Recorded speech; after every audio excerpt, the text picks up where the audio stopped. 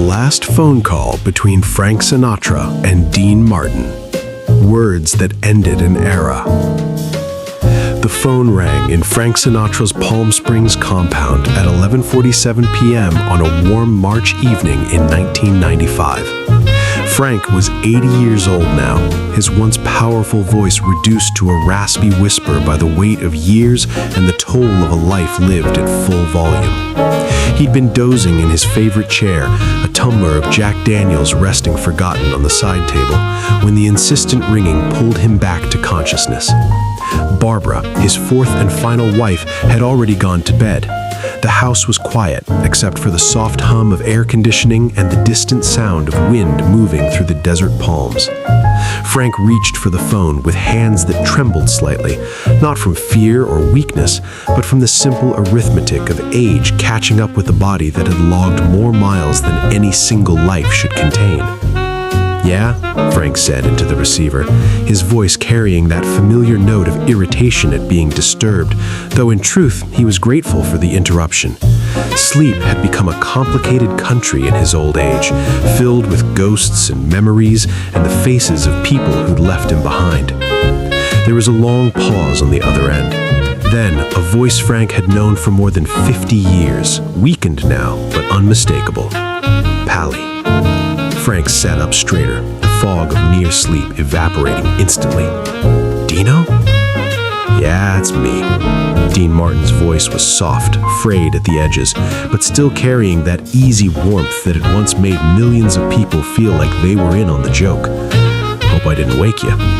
You know I don't sleep worth a damn anymore anyway." Frank's irritation vanished, replaced by something deeper, a mixture of joy and concern, and the complicated emotions that come from loving someone for half a century. "How are you, Pally? Where are you?" "Home. Beverly Hills. Can't sleep either." Dean paused, and Frank could hear him breathing, could imagine him in his own house, maybe looking out at the city lights, maybe just staring at nothing. "Been thinking about you, Pally. About a lot of things." Frank's throat tightened. He and Dean hadn't spoken in months, maybe longer. The geography of old age had scattered what remained of their circle. Peter Lawford was dead, had been for years, dying broke and bitter and estranged from Frank over things that seemed important once, but now felt small and far away. Joey Bishop was still alive, but diminished, living quietly in Newport Beach.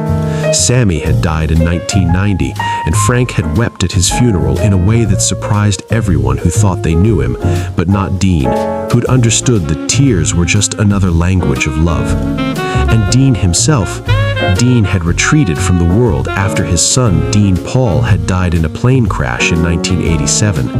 That loss had broken something fundamental in Dean, had dimmed the perpetual light that made him king of the cool, had sent him into a grief so profound that not even Frank's legendary will could pull him back. They'd fought about it, of course. Frank didn't know how not to fight when someone he loved was hurting. He'd shown up at Dean's house, had tried to drag him back into the world, had organized dinners and concerts and schemes to remind Dean that life was still worth living. But Dean had politely, gently, firmly refused every overture. He'd pulled inward, choosing silence and solitude over the bright noise of their old life. The rejection had stung Frank worse than he'd ever admitted. He'd taken it personally, had felt it as abandonment, and responded with the cold shoulder that was his default when hurt. For a man who'd built his emotional architecture on loyalty, who'd ended friendships over perceived slights, and elevated personal allegiance to a sacred principle, Dean's withdrawal had felt like betrayal. But time and age have a way of softening edges that once seemed sharp enough to cut.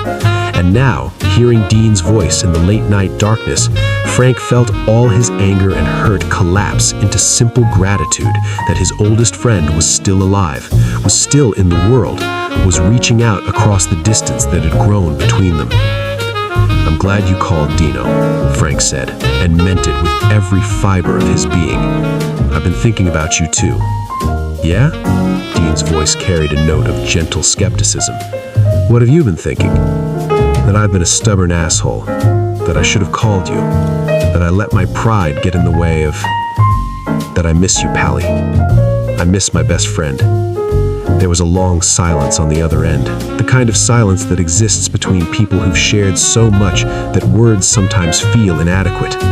Finally, Dean spoke, and his voice was thick with its own emotion.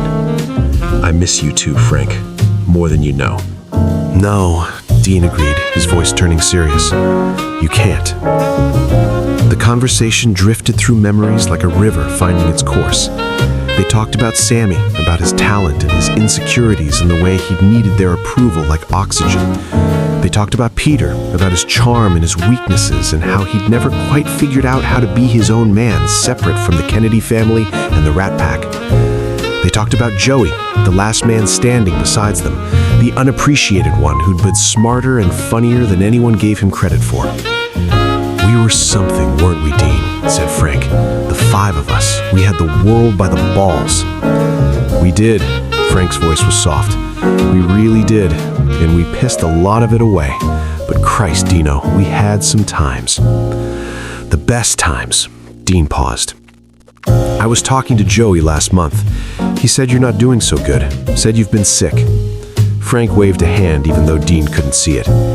Joey talks too much. I'm fine. Still performing, still... Frank, Dean's voice was gentle but firm. Don't, not with me. How are you really? The question, asked with such simple directness by someone who'd earned the right to ask it, broke through Frank's reflexive defensiveness. He slumped back in his chair, suddenly feeling every one of his 80 years. I'm tired, Dino. Really tired. My heart's giving me trouble. The doctors say... He stopped, not wanting to say the words aloud, as if speaking them might make them more real.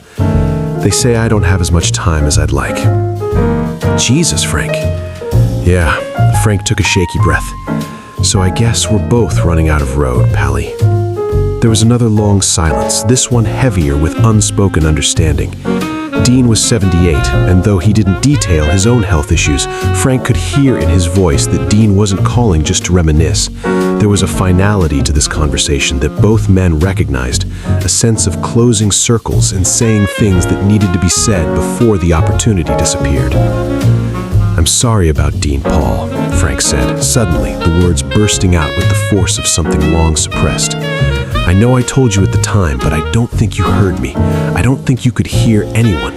But Dino, I'm so goddamn sorry. I can't imagine losing a child. Don't, Dean's voice cracked. Please, Frank, I can't. I still can't talk about it without... I know, Pally, but I need you to know that I understood. I understood why you pulled away, why you couldn't be around us anymore. It wasn't about the Rat Pack or show business or any of that. You were in pain, real pain, and I should have given you space instead of trying to fix it. You were trying to help. I was trying to make myself feel better, Frank corrected. I couldn't stand seeing your hurt and not being able to do anything about it. So I pushed when I should have just... He struggled for the words. When I should have just been there, however you needed me to be there. You were there, Frank. Dean's voice was soft. Maybe not the way you thought you should be there, but you were there. All those times you called, all those times you showed up, I knew what you were doing. I knew you cared. I just couldn't let anyone in, not even you. I took it personally. I know you did. That's who you are. You take everything personally. It's one of the things Dean paused. It's one of the things I love about you, even when it drives me crazy. Frank felt tears prickling his eyes, hot and unexpected.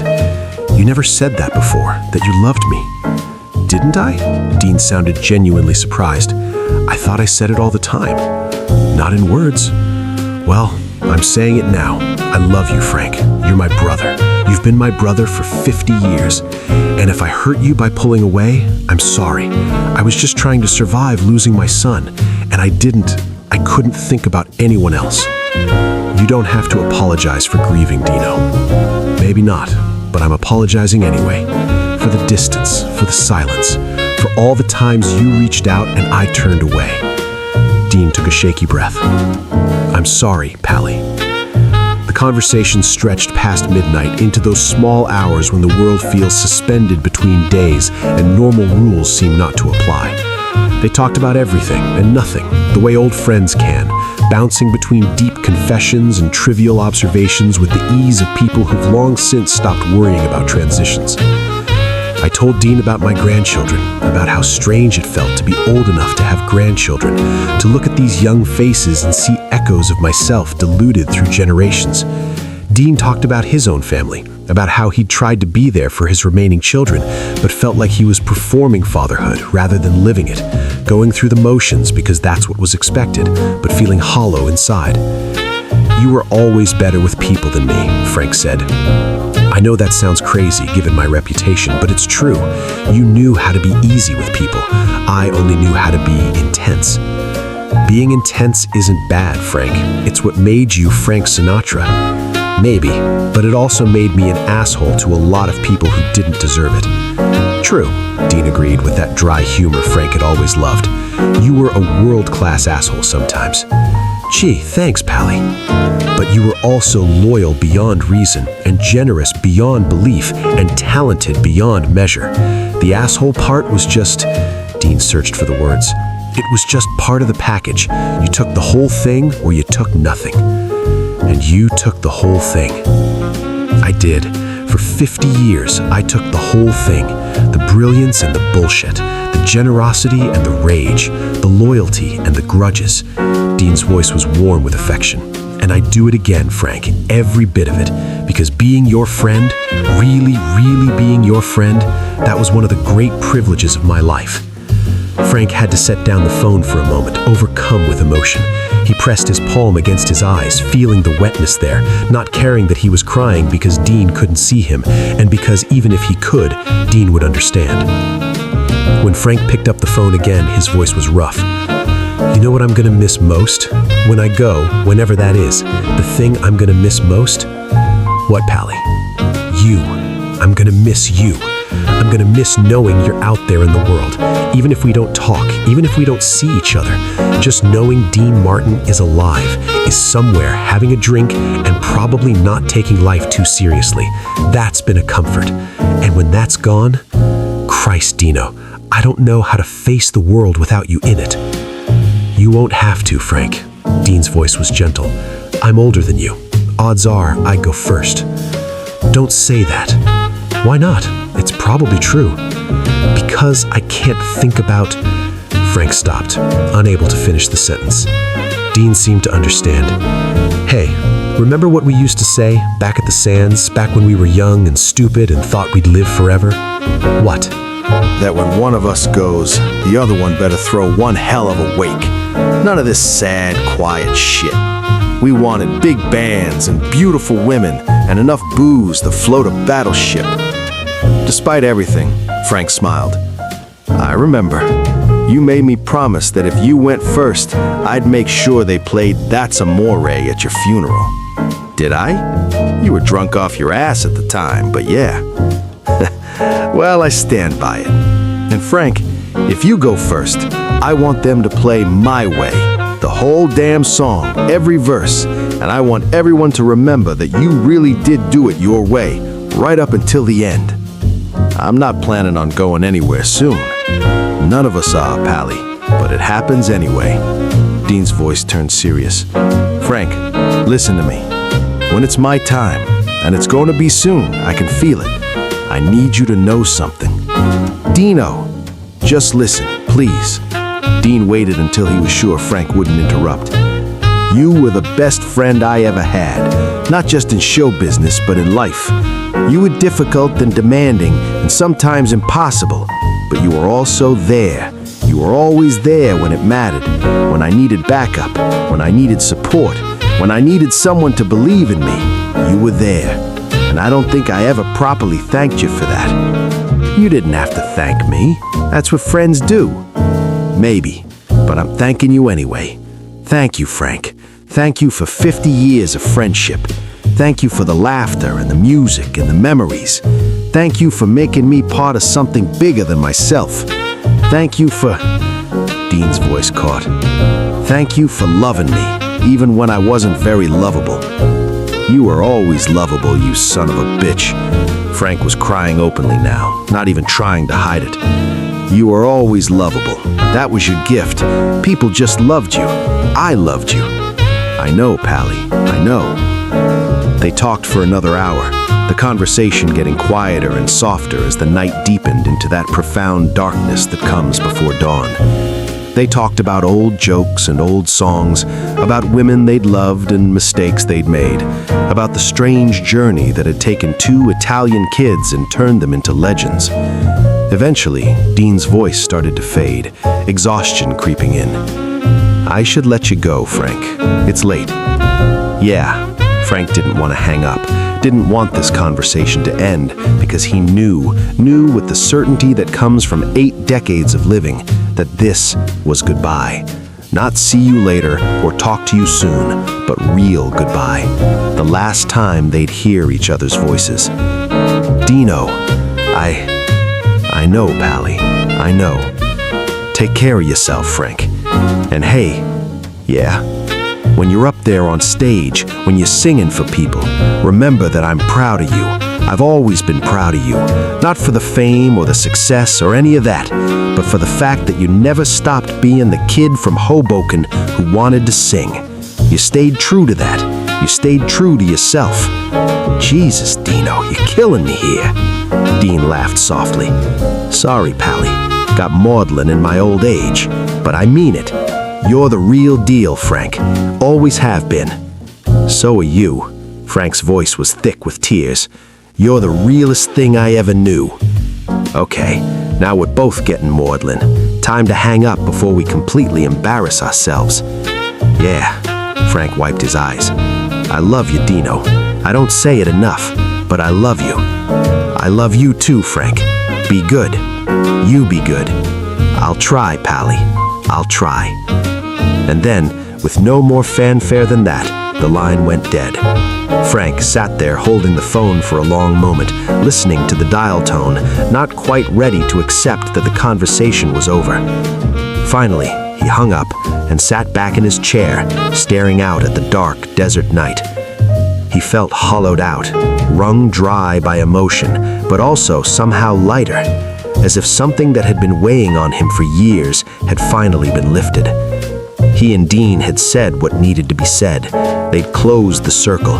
They'd reminded each other and themselves what they'd meant to each other, what they'd built together, what they'd shared. It was enough. It had to be enough. Because in this world, in this life that Frank had lived at full volume for 8 decades, you didn't get many perfect moments. But that phone call, that late-night conversation between 2 old friends saying goodbye, that was perfect. Dean Marion died on December 25th, 1995, 9 months after that phone call.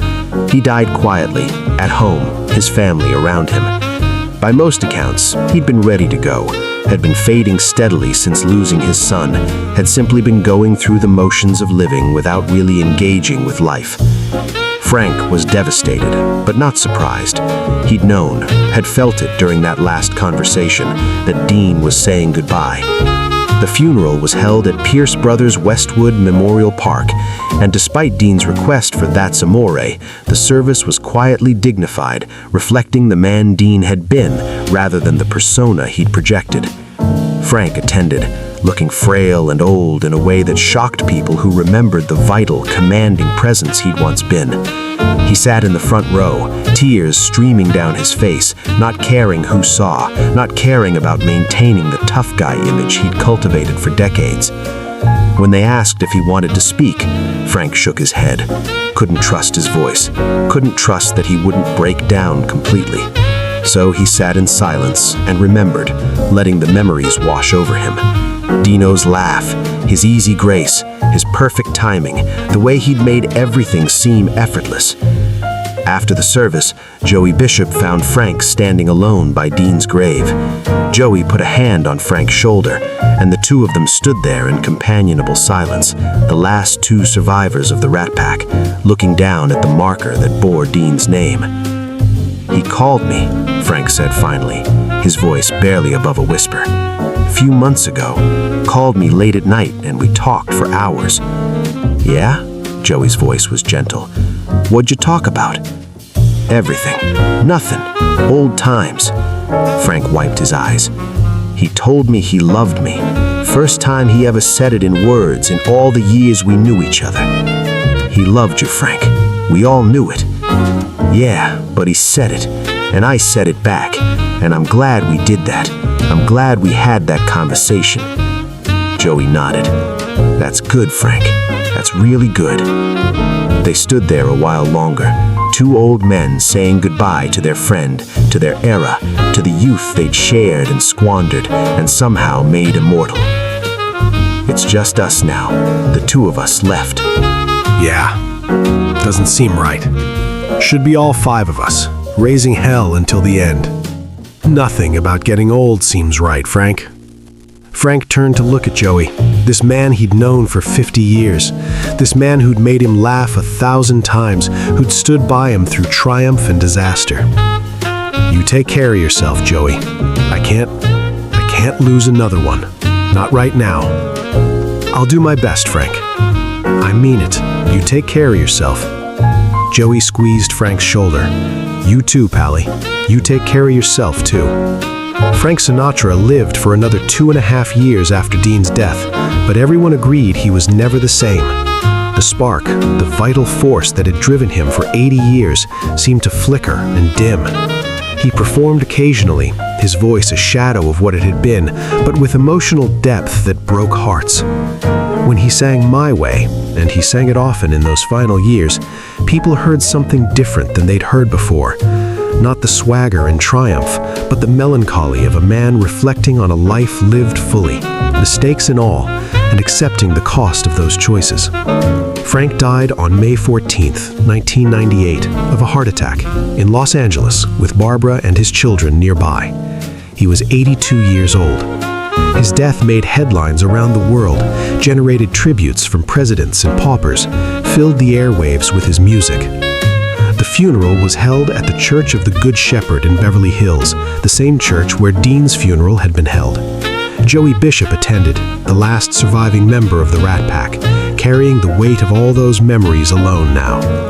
At Frank's graveside, someone played My Way, just as Frank and Dean had joked about during that last phone call. And Joey, standing there with tears running down his weathered face, remembered that conversation Frank had told him about, the last words between the two greatest friends he'd ever known. "They're together now," someone said to Joey. "Frank and Dean, probably driving the angels crazy." Joey smiled through his tears. "Yeah, probably planning some kind of celestial Rat Pack show. Poor angels won't know what hit him." But privately, Joey fought about that phone call, about Frank and Dean taking the time to say the things that needed to be said, to close that circle before it was too late. And he thought, that's how you do it. That's how you end 50 years of friendship, not with silence or regret, or things left unsaid, but with honesty and love and the acknowledgement of what you meant to each other. Years later, when researchers were compiling oral histories of the Rat Pack era, they tracked down phone records and found that call.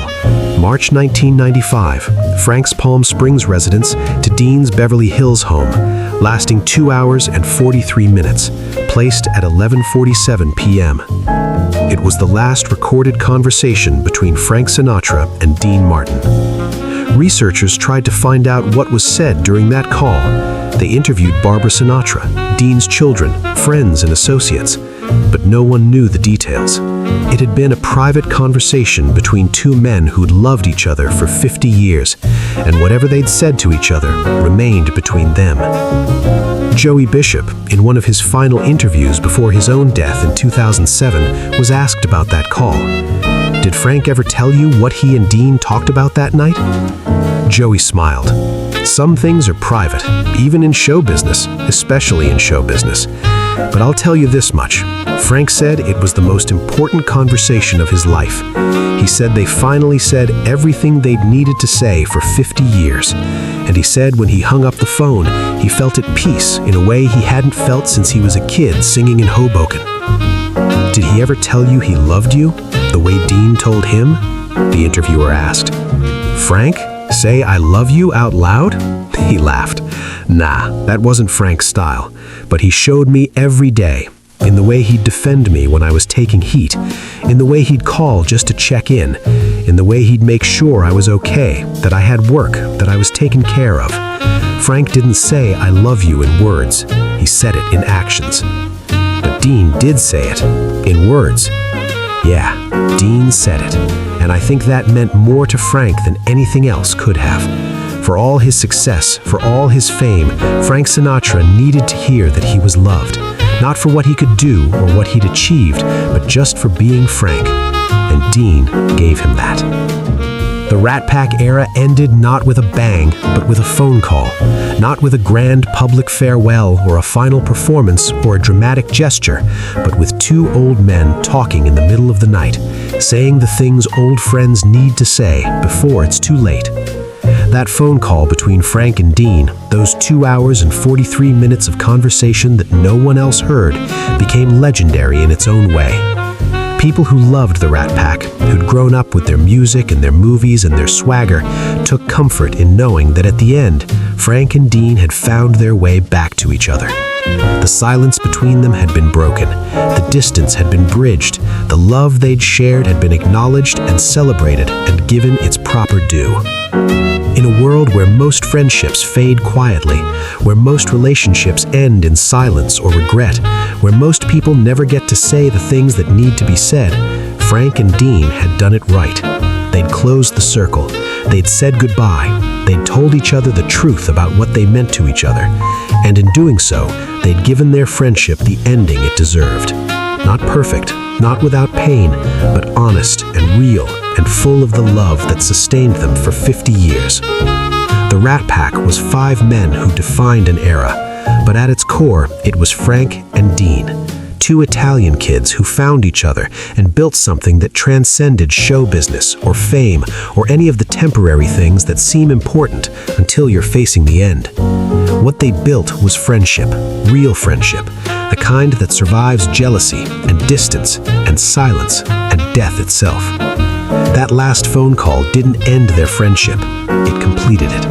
And somewhere, if you believe in such things, Frank and Dean are together again, having a drink, sharing a laugh, talking about old times with the easy familiarity of men who've known each other forever.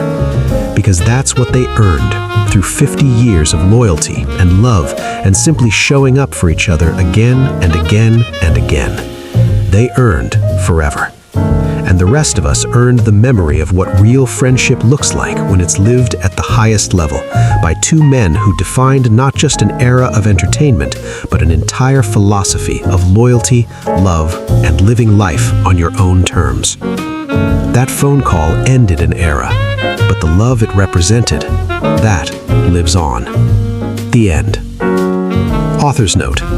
This story is a work of fiction inspired by the real friendship between Frank Sinatra and Dean Martin. While both men did experience periods of distance, particularly after Dean Paul Martin's death in 1987, and while Frank Sinatra and Dean Martin did drift apart in their final years, the specific phone call described here is fictionalized. The emotional truth of their friendship, their genuine affection for each other, and the real grief Frank experienced when Dean died are all historically documented. This story imagines what might have been said if they'd had one final conversation, honoring the depth of their real relationship, while acknowledging that some moments of closure are gifts we wish for rather than realities we experience. This is told with deep respect for both men and for the genuine bonds of friendship that defined the Rat Pack era.